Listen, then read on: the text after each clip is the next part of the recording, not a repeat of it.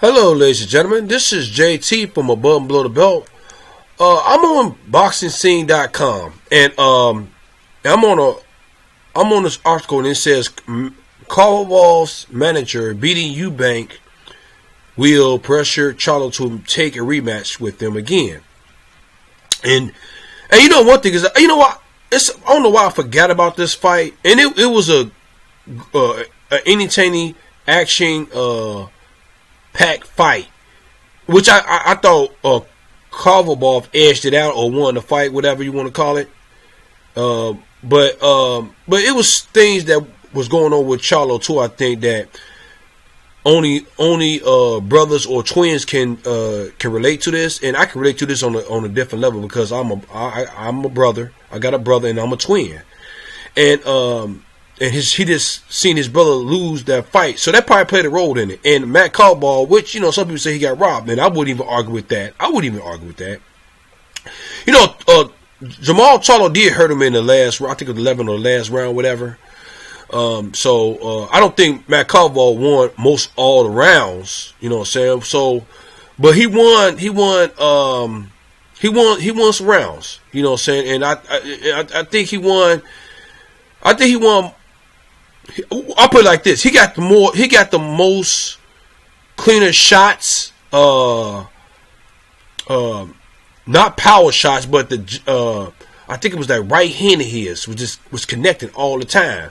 And Jamal Charlo, how he has a chin. This is the knockout artist, the knockout twin. This is the twin that gets the most of the knockouts.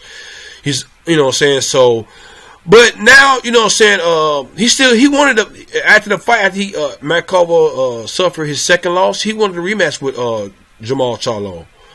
And Jamal Charlo, I guess of course he didn't take it. Now he's fighting Dennis Hogan, and this dude's coming up from a lower weight to the middleweight division to fight Jamal Charlo.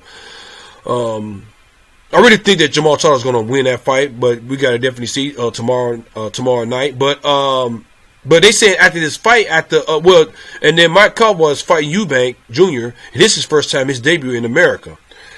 He's fighting at 168. He's fighting in the 168 division.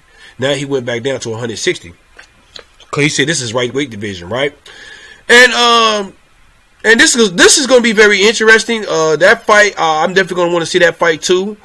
I like the main event and the undercard. You know what I'm saying? So Matt Korobov, he showed me that why some fighters don't want to fight him.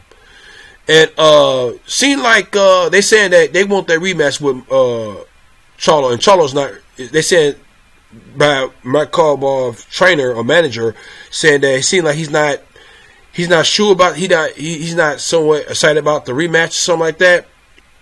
But at the same time, we definitely got to see, and this is going to show me what Jamal Charlo is all about if he don't accept this rematch. If he don't take this rematch, that's if Matt Korobov win the fight, because he got to get past Eubank. Eubank is not a pushover either at the same time, because he was fighting at 168 division. And I'm not saying he was terrible, but saying maybe he must have seen something that we didn't see, or maybe we do. Maybe the people. I'm not. One thing I'm gonna say this. I don't know too much about Eubank Jr. I never really seen him fight before. You know what I'm saying? So I really can't talk about what he did, whatever, and all that. Maybe y'all who know somewhat of Eubank Jr.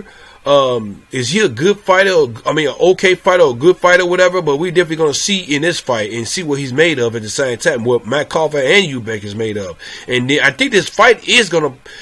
I think the next opponent for Jamal Charlo. Well, he gotta get past Dennis Hogan, but I'm pretty sure that he's gonna get past him.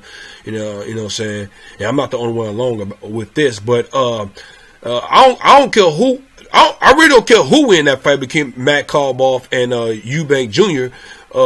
But whoever wins, I think Jamal Charlo, that's gonna be his next opponent. At the same time, and I definitely want to see that fight, especially with the rematch if he do fight if Matt Korobov win against Eubank Jr. But even with Eubank Jr. winning that fight, I would like to see Eubank fight Jamal Charlo.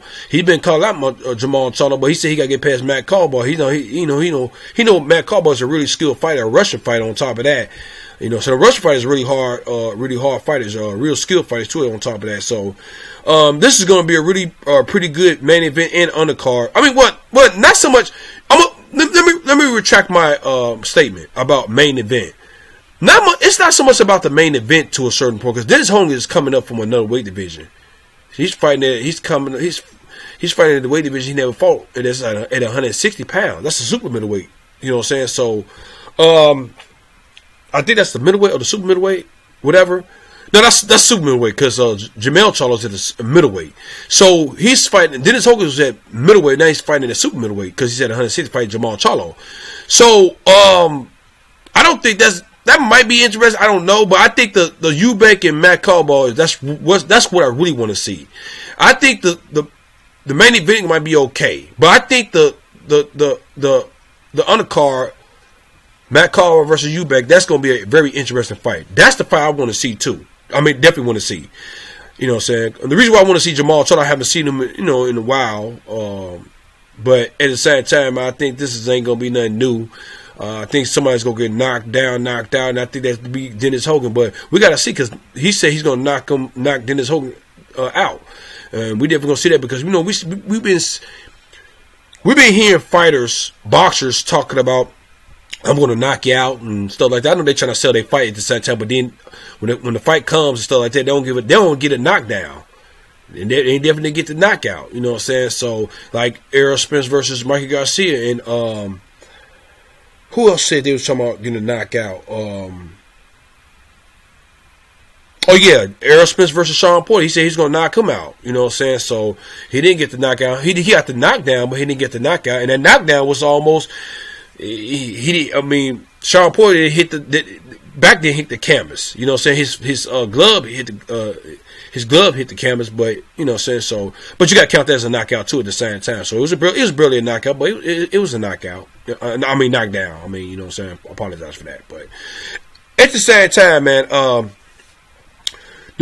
Jamal Charlo said he want to fight Canelo Alvarez. Okay, well you got to fight these Demian Chinkos or Matt Korobov, which you fought him before, but you don't take the rematch. That's what made Deontay Wilder special, because one thing is with the Tyson Fury fight, as in harder fight that was for Deontay Wilder and Tyson Fury, for both fighters, which I thought Deontay Wilder lost that fight, but he still wanted to fight him, and Tyson Fury went to top rank and